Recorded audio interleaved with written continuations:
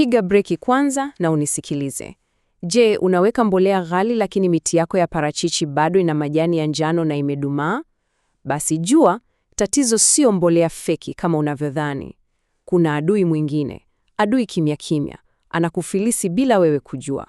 Unajua, hii ni hadithi ya wakulima wengi sana. Unamwaga pesa nyingi shambani, unanunua mbolea bora, unalipia wafanyakazi, lakini mwisho wa siku unapata miti dhaifu na hasara inazidi kuongezeka. Hali hii inavunja moyo kweli. Hebu nikuulize wewe binafsi. Umewahi kutumia mamia, maelfu au hata mamilioni kwenye mbolea, ukitegemea miti itachanua, lakini bado imebakia njano na imedumaa? Kama jibu ni ndio, basi sikiliza kwa makini, kwa sababu tatizo lako si lile unalofikiria. Hapa naomba unielewe vizuri. Acha kulaumu wauzaji wa mbolea. Kosa sio mbolea. Tatizo la kweli limejificha chini ya ardhi. Ni adui asiyoonekana, anayefanya kazi kimya kimya na anateketeza mtaji wako taratibu kila siku. Okay, sasa hebu tumtoe hadharani huyu adui.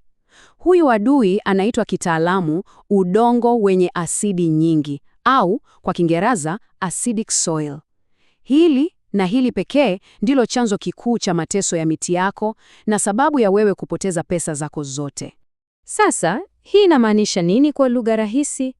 Inamaanisha kipimo cha pH cha udongo wako kimeshuka chini ya ano 5. Hii inaufanya udongo kuwa na sumu kwa mizizi ya miparachichi. Yaani, unajaribu kulisha mti wako kwenye mazingira yenye sumu. Ni kama kujaribu kumlisha samaki mchangani. Haiwezekani. Na hapa ndipo siri kubwa ya kisayansi ilipo. Udongo ukiwa na asidi nyingi, mizizi ya mti inajihami, inafunga milango yake kabisa. Kwa hiyo, haijalishi utaweka mbolea ya gharama kiasi gani, hata uweke gunia zima la NPK, mti wako hauwezi kula, hauwezi kufyonza vile virutubisho. Sasa, nini kinatokea? Ile mbolea yako yote ya gharama inasombwa tu na maji na kupotea hewani. Matokeo yake ni wewe kupoteza pesa, kupoteza muda na kubaki na shamba lisilo na matumaini na hasara kubwa ya mtaji wako. Lakini ngoja, kuna habari njema. Wataalamu na wawekezaji wakubwa wanaijua siri hii. Wanajua kwamba kabla hujaweka mbolea, lazima kwanza uutibu udongo.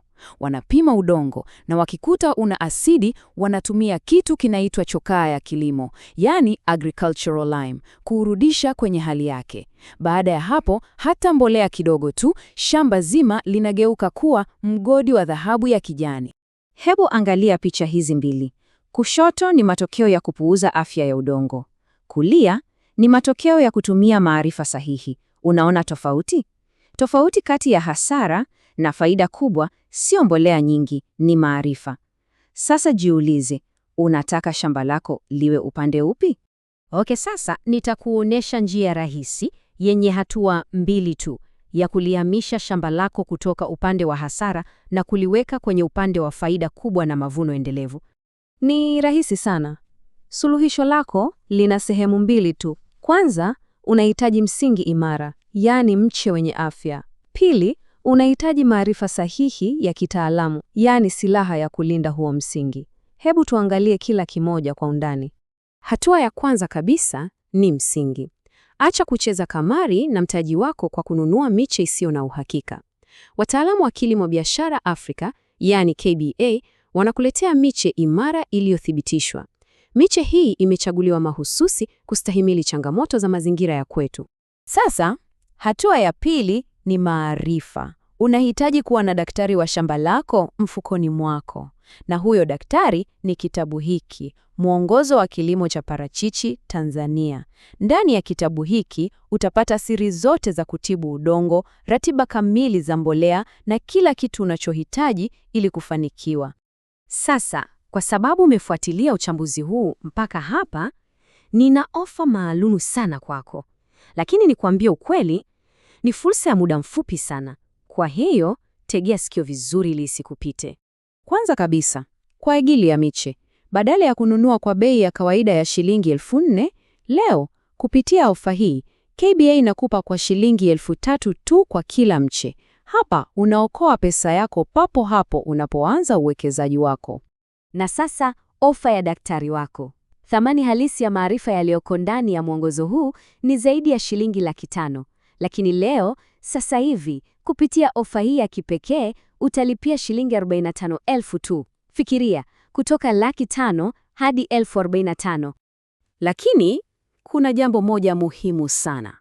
Hii ofa ya punguzo kubwa kwa miche na kwa kitabu ni kwa ajili ya watu 99 wa kwanza pekee watakaochukua hatua sasa hivi. Ukiwahi, umepata. Ukichelewa, utaikosa. Sasa, unaweza kujiuliza, utaupataje huu mwongozo? Ni rahisi sana. Unaweza kuupata papo hapo, ndani ya dakika chache zijazo, bila usumbufu wowote. Fuata tu hatua hizi 3 rahisi. Chukua simu yako sasa. Hatua ya kwanza, lipia ofa yako ya shilingi 45,000 kwenda M-Pesa namba 0763 071 007. Utaona jina Daudi Mwakalinga. Pili, tuma email yako kupitia WhatsApp kwenda namba hiyo hiyo.